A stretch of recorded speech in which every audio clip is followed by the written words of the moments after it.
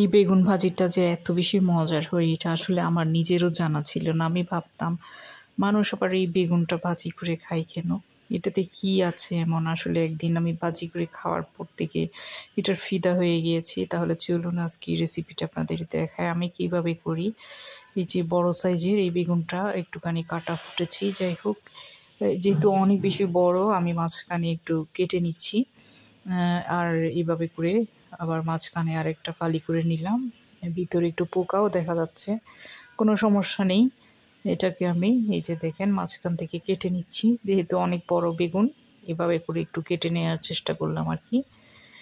দেখতে খারাপ হয় না, সুন্দরই হয়। যাই হোক একটু মোটা সাইজের করে কেটে নিচ্ছি, যেহেতু বেগুন আসলে একটু নরম জিনিস। যাই হোক এই রেসিপিটা হয়তো সবাই জানেন, আমি অনেকেই খেতে দেখেছি। তারপর আমি আমার রেসিপিটা আমি কিভাবে করি সেটা একটু আপনাদেরকে দেখিয়ে দিচ্ছি। যাই হোক কেটে নিলাম, আর আমি এগুলো পোকা টোকা পরিষ্কার করে তারপর হচ্ছে কেটে নিব। এরপরে কেটে তারপর হচ্ছে আমি এটা ধুয়ে নিব, ক্লিন করে ধুয়ে নিতে হবে। এই যে সবগুলা কাটা হয়ে গিয়েছে, এখন আমি ধুয়ে নিলাম পরিষ্কার করে। এই যে পোকা সব পরিষ্কার করে নিলাম। এখন আমি এখানে দিয়ে দিচ্ছি প্রথমে হলুদের গুঁড়া, পরিমাণ মতো করে দিয়ে দিবেন। লবণ, এটাও স্বাদ মতো।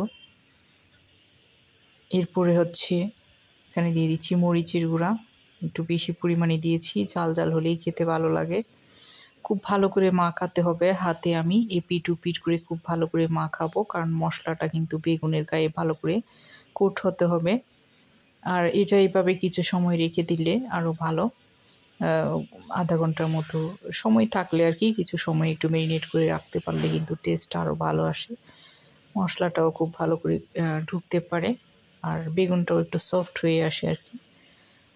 যাই হোক আমি এইভাবে করে ভালো করে মেখে নিলাম। এপিট ওপিট দেখেন খুব ভালো করে কিন্তু কোটিং করে নিয়েছি। এখন আমি চুলাতে কিন্তু অলরেডি গরম দিয়ে দিয়েছি তেল। চুলাতে একটা ফ্রাইং প্যানে আমি তেল গরম করতে দিয়েছি, সরিষার তেলেও ভাজতে পারেন, আরও বেশি মজার হয়। যাই হোক আমি আজকে সয়াবিন তেলে ভাজবো। তেল তো দিয়ে দিয়েছি, অনেক বেশি তেল দিতে হবে এরকম না, মোটামুটি করে তেল দিয়ে দিলাম। আর হচ্ছে সবগুলো এভাবে করে সুন্দর করে আমি বসিয়ে দিচ্ছি প্যানে। আর বসিয়ে চাইলে আপনারা উপরে একটা ঢাকনাও দিয়ে দিতে পারেন, ঢাকনা দিলে আস্তে আস্তে সফট হয়ে যাবে বেগুনটাও। এক পিঠ যখন বেশ কিছু সময় আমি ভেজে এক পিঠ মোটামুটি একটু হয়ে আসার পর আমি উল্টে দিচ্ছি। আমি প্রথমে একটু হাই হিটে করে নিচ্ছি, প্রথমে হাই হিটে রাখবেন।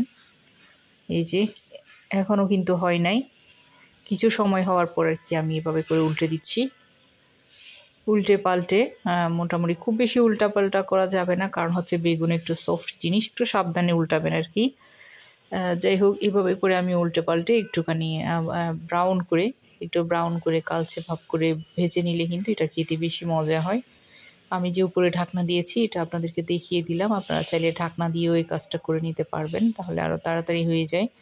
দেখেন এটা কিন্তু গোল্ডেন হয়ে এসেছে। এই পর্যায়ে কিন্তু আমার মোটামুটি বেগুনটা হয়ে গিয়েছে, সফট হয়ে গিয়েছে। দুই পিঠ আমি এভাবে গোল্ডেন করে নিব, একটু পুরা পুরা হলে কিন্তু অনেক বেশি মজার হয়, আমি যেটা দেখলাম। এই যে এখন আমি সবগুলো তুলে নিচ্ছি, আর তুলে আমি সার্ভ করে আপনাদেরকে দেখাবো। আর রেসিপি যদি একটু ভালো লাগে থাকে প্লিজ একটা লাইক কমেন্ট করবেন, আর আমার পেজটাকে ফলো দিয়ে রাখবেন। আর ইউটিউব থেকে যারা দেখবেন আমার চ্যানেলটাকে সাবস্ক্রাইব করে চ্যানেলের পাশে থাকবেন। এই যে আমার সবগুলা বেগুন ভাজি রেডি হয়ে গিয়েছে আলহামদুলিল্লাহ। আজ এতটুকু, আসসালামু আলাইকুম, সবাইকে ফি আমানিল্লাহ।